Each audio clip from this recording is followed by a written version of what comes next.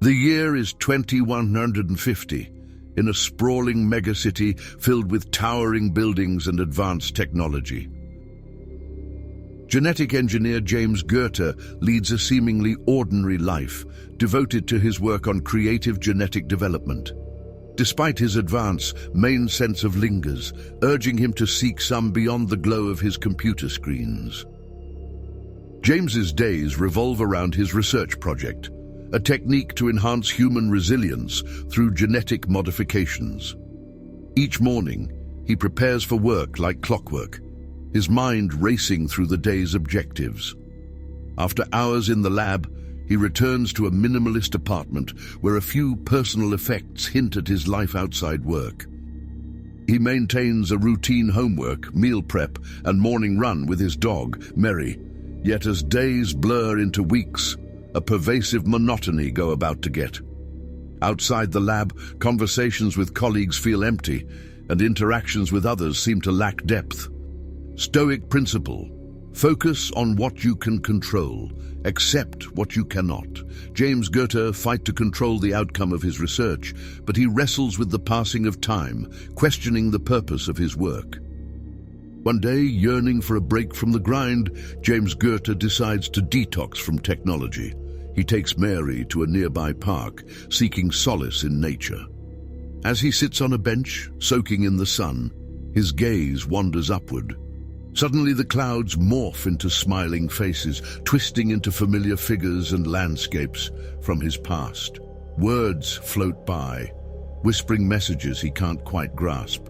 Confused, he initially dismisses this as a trick of the mind, or perhaps a cruel joke orchestrated by friends.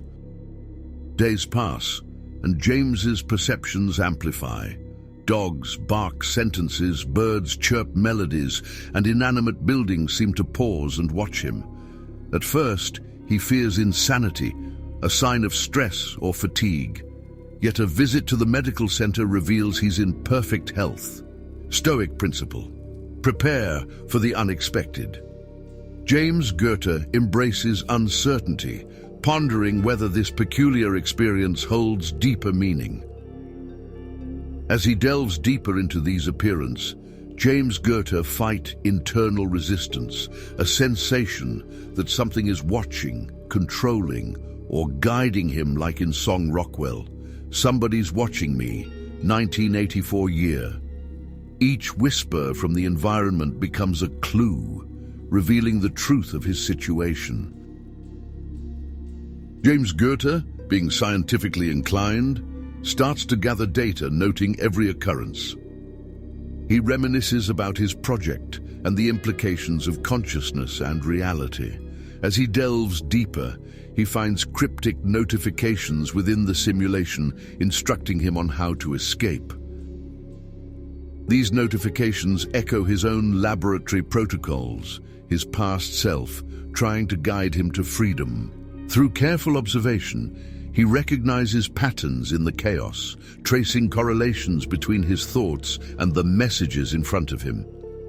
He initially misinterprets these signs as a new educational system, a prison, or even an otherworldly world. Eventually, he deciphers one crucial message: find the way out. He realized that he was living in organic simulation. Stoic principle: acknowledge your limitations. Through introspection, James Goethe ran into the possibility that everything around him could be a construct of his own making. Determined to escape, James Goethe learns that the path out leads to a forgotten island in the Bahamas, home to an old abandoned facility rumored to house a vintage computer capable of exit from simulation. Amidst the chaos, he feels invisible force trying to let his progress, a digital entity trying to maintain control. Ignoring his doubts, he gathers resources, tracing a route to the island. Stoic principle: act in accordance with nature. James Goethe aligns his actions with his newfound understanding, pursuing a singular goal against the odds.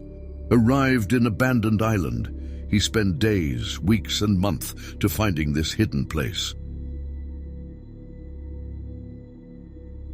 After few months, Upon discovering the facility, James Goethe faced the relic of technology, speaking directly to the vintage computer.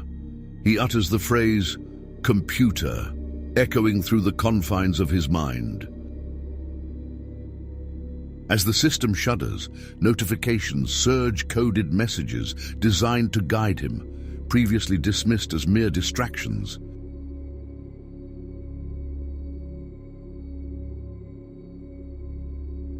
In a blinding outbreak, James Goethe wakes up from his cryogenic capsule, surrounded by fellow scientists who are buzzing with excitement and concern. His experiments had been a test, a groundbreaking first simulation for human resilience. Upon reviewing the system, he discovers it wasn't an error, but an intentional modification. Sneaky code changes hint at sabotage, revealing the work of his trusted friend, Thomas.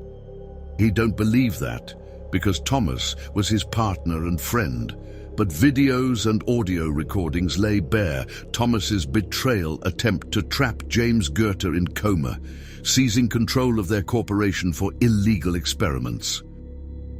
Stoic principle: the obstacle is the way. James Goethe uses his ordeal as a stepping stone towards higher understanding and personal growth. With this new knowledge, authorities intervene. Thomas faces legal repercussions, and James Goethe appears not only alive but wiser, having traversed the surreal landscape of his own psyche. Reflecting on his travel, he embraces a life renewed, rekindling relationships and seeking ethical practices in genetic engineering. The nature of reality becomes clearer, and every smile from the re-emerging world symbolizes liberation.